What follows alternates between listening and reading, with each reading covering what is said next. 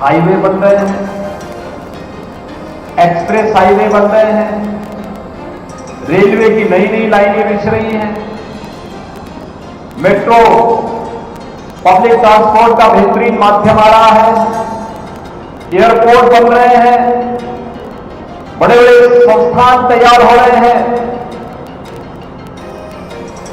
विरासत का सम्मान हो रहा है। काशी में काशी विश्वनाथ धाम, तो अयोध्या में श्री राम जन्मभूमि पर भगवान राम के भव्य मंदिर के निर्माण का कार्य, मथुरा वृंदावन सच संवर रहा है, और हमारा चित्रकूट धाम भी फिर से अपनी पुरातन पहचान को बनाए रखने के लिए आगे बढ़ रहा है। ये चित्रकूट धाम है। चित्रकूट धाम के साथ साथ इस धरती को सौभाग्य है, महर्षि वाल्मीकि की पावन जन्मभूमि भी इसी जनपद में लालापुर में आता है। लालापुर को पर्यटन से विकसित करने का काम हो रहा है। और भाइयों बहनों, पूज्य संत तुलसीदास जी की पावन जन्मभूमि राजापुर भी इसी चित्रकूट जनपद में आता है। देखो ना कितना बड़ा संयोग है। संस्कृत का रामायण का पहला मौलिक ग्रंथ जिस प्रकार दर्शी ऋषि ने रचा था, लिखा था, ऐसे महर्षि वाल्मीकि की पावन भूमि लालापुर भी चित्रकूट में। और आधुनिक काल में जब देश गुलाम था, गुलामी के उस कालखंड से देश को मुक्त करने के लिए उस समय रामचरितमानस को अवधी भाषा में लिखने का कार्य और जन जन के माध्यम से, रामलीलाओं के माध्यम से राष्ट्रीय चेतना को जागृत करने का कार्य जिस त्रिकालदर्शी संत ने किया था, ऐसे संत तुलसीदास जी की पावन जन्मभूमि इसी जनपद में आती है। और मैं सीधे कह रहा हूं कि यहां का रजरज, यहां का कर्पण और राम के स्पर्श से स्पंदित है। आज भी उसको महसूस किया जा सकता है। हमारे पूज्य संत जन बैठे हैं, ये जब कामतगिरी की परिक्रमा करते हैं, चंद्रिका प्रसाद उपाध्याय जी नित्य प्रति कामतगिरी की परिक्रमा करते हैं, जब लोग परिक्रमा करते हैं तो अपने एक एक श्वास में उस स्पंदन को महसूस करते हैं। भाइयों बहनों, एक तो इतना महत्व इस धरती का, जहां पर तुलसीदास जी को भगवान जी की कृपा से भगवान राम और लक्ष्मण जी ने साक्षात दर्शन किए। ये वही धरती है। अनेक चमत्कारों से भरी हुई धरती, लेकिन बीच के कालखंड में पहचान का संकट खड़ा कर दिया था इस धरती के सामने। मुझे याद है 6 वर्ष पहले जब मैं यहां आया था, मैंने कहा चित्रकूट में आगे विकास क्यों नहीं हुआ? कहा साहब 6 बजे के बाद निकलने की स्थिति नहीं होती। तो मैंने कहा कौन खरभूषण आ गए हैं यहां पर?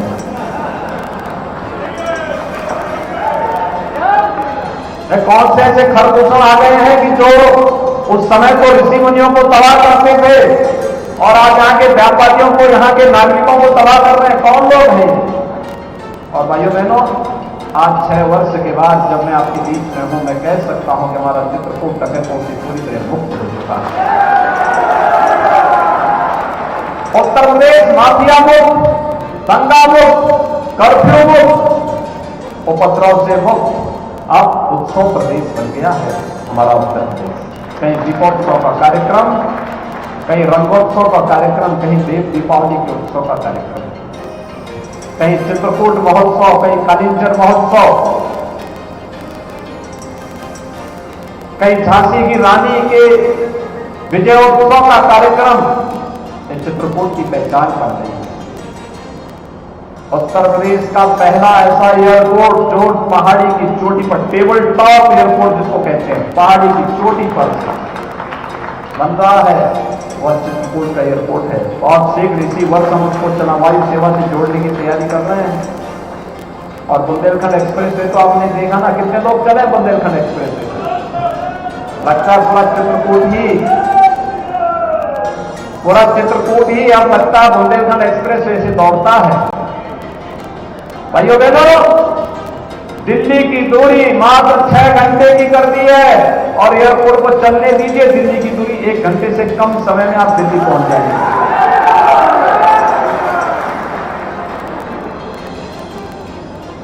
एक्सप्रेस हाईवे से चित्रकूट के बीच में एक औद्योगिक गलियारा हम बना रहे हैं। कनेक्टिविटी को 4 लेन से करेंगे भी और साथ साथ इसको बेहतरीन तरीके से आगे बढ़ाएंगे। अनेक उद्योग लगेंगे, डिफेंस कॉरिडोर के भी, डिफेंस से संबंधित, रक्षा उत्पादन से संबंधित उद्यम यहां लगेंगे। ढेर सारे नौजवानों को नौकरी और रोजगार मिलेगा। जो यहां पहले से व्यापार कर रहे हैं उनके व्यापार को आगे बढ़ाने बढ़ाने में मदद मिलेगी और चित्रकूट के अंदर की कंजेशन को दूर करने के लिए रिंग रोड की भी घोषणा यहां पर हो चुकी है। बहुत शीघ्र उस पर भी कार्यक्रम हो रहा है। प्रदेश की पहली रोपवे कहां चली थी मालूम है ना? चित्रकूट में ही चली थी पहली रोपवे उत्तर प्रदेश में, यहीं पे परिक्रमा मार्ग पर। और भाइयों बहनों, इसीलिए आज मैं कहने के लिए आया हूं, हम लोगों ने चित्रकूट विकास के लिए तीर्थ स्थल के विकास का एक बोर्ड भी बना दिया है और बोर्ड यहां के विकास को एक नई गति देगा। मैं तो इस बार सोच रहा था कि चित्रकूट में थोड़ी आबादी और होती, अगल बगल के और भी कुछ गांव आ जाते तो इसको पूरा नगर निगम बनाकर के स्मार्ट सिटी के रूप में दिखाया। लेकिन भाइयों बहनों, आएगा धीरे धीरे करके वो समय जरूर आएगा। लेकिन एक सरकार वह जो विकास पर ध्यान दे, चित्रकूट को उसकी मौलिक पहचान को देने का कार्य किया। चित्रकूट को डकैतों से मुक्त करके, अपराधियों से मुक्त करके फिर से सनातन हिंदू धर्म के एक पवित्र स्थल के रूप में स्थापित करने का कार्य किया। वह एक डबल इंजन की भाजपा की सरकार आपके साथ। और एक लोग वे भी थे जिन लोगों ने अपने पूर्वजों को ही भुला दिया। समाजवादी पार्टी जीवन भर डॉक्टर लोहिया के नाम पे राजनीति करती रही। रामायण मेलों की शुरुआत डॉक्टर लोहिया ने की और ये जो भवन बना है ना, यह भी डॉक्टर राम मनोहर लोहिया जी की प्रेरणा से बना है। लेकिन समाजवादी पार्टी कहती है कि राम तो थे ही नहीं, विध्वंस। अयोध्या में राम भक्तों में गोली चलाएंगे, राम भक्तों के बारे में अनर्गल प्रलाप करेंगे, रामायण के बारे में और संत तुलसीदास जी के रामचरितमानस के बारे में अनर्गल टिप्पणियां करेंगे। ये आज की समाजवादी पार्टी। इनको रामचरितमानस अच्छा नहीं लगता, इनको रामायण अच्छा नहीं लगता। ये लोग महर्षि वाल्मीकि का सम्मान नहीं कर सकते, ये लोग महर्षि संत तुलसीदास जी का सम्मान नहीं कर सकते। ये प्रभु श्री राम की प्रति आस्था को दूर, प्रभु राम के अस्तित्व पर ही प्रश्न खड़ा करने वाले लोग। कारण है इनकी सोच में नकारात्मकता है, इनकी सोच में अराजकता है, इनकी सोच में अवसरवादिता है। ये परिवारवादी लोग हैं, अपने परिवार के बारे में मात्र सोचते हैं, समाज के बारे में सोच नहीं है और किसी सच्चे आदमी को, किसी संत को अपना हित मित्र नहीं बनाते। किसी पेशेवर डकैत को अपने गले का हार बनाकर के जनता का शोषण और व्यापारियों का शोषण करवाने के लिए उनको चरने खाने के लिए छोड़ देते हैं। और इसलिए भाइयों बहनों, आज मैं आपके पास आया हूं आपसे कहने के लिए, आज हमारे चित्रकूट वासियों को, किसी गरीब को उपचार के लिए तरसना नहीं पड़ेगा। 5 लाख रुपए की आयुष्मान भारत की जो गारंटी उसको हाथ में दे दी गई है। 5 लाख रुपए की आयुष्मान भारत की बीमा का कवर। किसी गरीब को भूखा नहीं सोना पड़ेगा, क्योंकि लगातार सरकार पिछले 3 वर्ष से फ्री में राशन की सुविधा का लाभ हर नागरिक को देने का कार्य कर रही है, जितने जरूरतमंद हैं उनको उपलब्ध करवाने का कार्य कर रही है। किसी निराश्रित महिला को, किसी दिव्यांगजन को, किसी वृद्धजन को, जो भी पात्रता की श्रेणी में आते हैं, उन्हें 12,000 रुपये सालाना पेंशन की सुविधा का लाभ सरकार दे रही है। डबल इंजन की सरकार दे रही है। जिन लोगों ने आपको एक एक बूंद पानी के लिए तरसाया है, आज उनको एक एक वोट के लिए तरसाइए। यही अवसर होता है।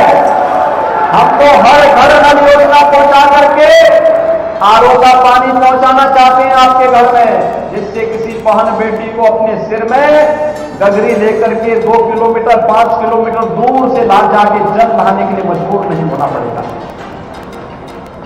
आज जब मैं सभी अपने जनप्रतिनिधियों को देखता हूं कि जब ये लोग कार्यक्रमों में आते हैं, तैयारी के साथ, पूरी तैयारी के साथ लगे रहते हैं, तब मुझे लगता है इसलिए है क्योंकि अब हर घर नल योजना सफल हो रही है। और भाइयों बहनों, हर घर नल योजना इसलिए सफल हो रही है, तो घर में पानी नहीं होता और ये लोग ऐसे ही कार्यक्रमों में आते तो उसी गगरी से शाम को जाके मार भी खाते। लेकिन आज वह नौबत नहीं है और इसलिए भाइयों बहनों, आज मैं आपके पास आया हूं। चित्रकूट नगर भी और जनपद हमारे लिए बहुत महत्वपूर्ण है। आज हमने नगरों की व्यवस्था को बदला है।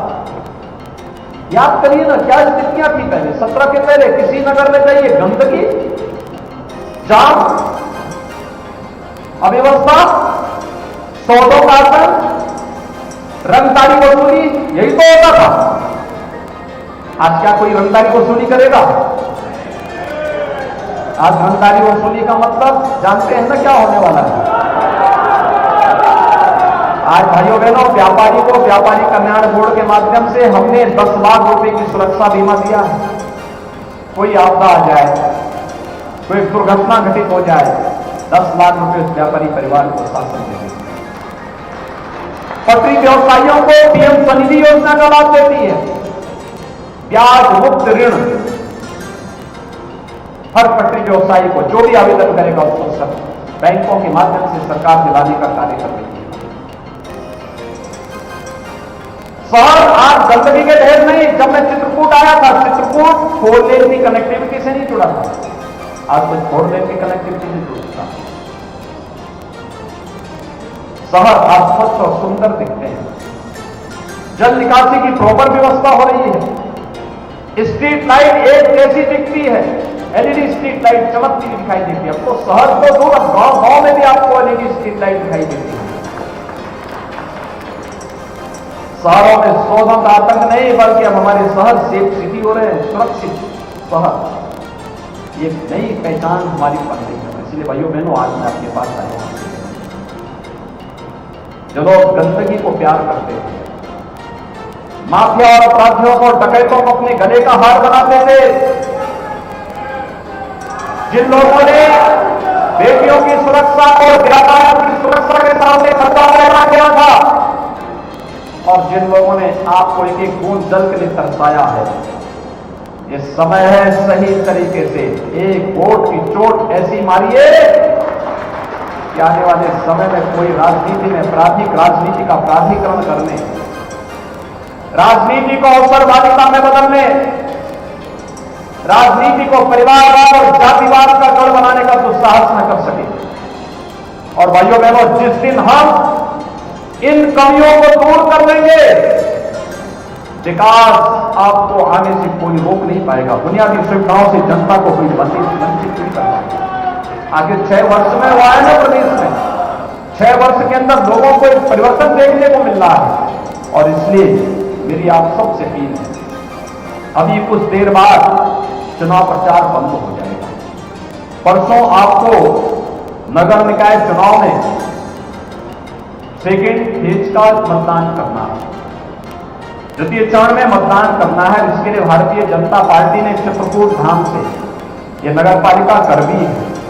इससे श्री नरेंद्र गुप्ता को अपना प्रत्याशी बना करके फिर से आपकी सेवा में नगर पंचायत मऊ से अमित द्विवेदी को अपना प्रत्याशी बनाया है। नगर पंचायत राजापुर से श्री संजीव मिश्रा को अपना प्रत्याशी बनाया है और मानिकपुर से श्रीमती बिट्टी देवी कोल को अपना प्रत्याशी बना करके अपने बीच में बनाया है। भाइयों बहनों, ये 4 हमारे प्रत्याशी यहां के 4 नगर निकायों में हैं। एक बार कर्तव्य ध्वनि से इनका स्वागत कर दीजिए। इनको जिताना है, इनके साथ पूरा बोर्ड बनाना है। पार्षद भी जीतने चाहिए। तैयार है? जिताएंगे? सभी लोग तैयार हैं?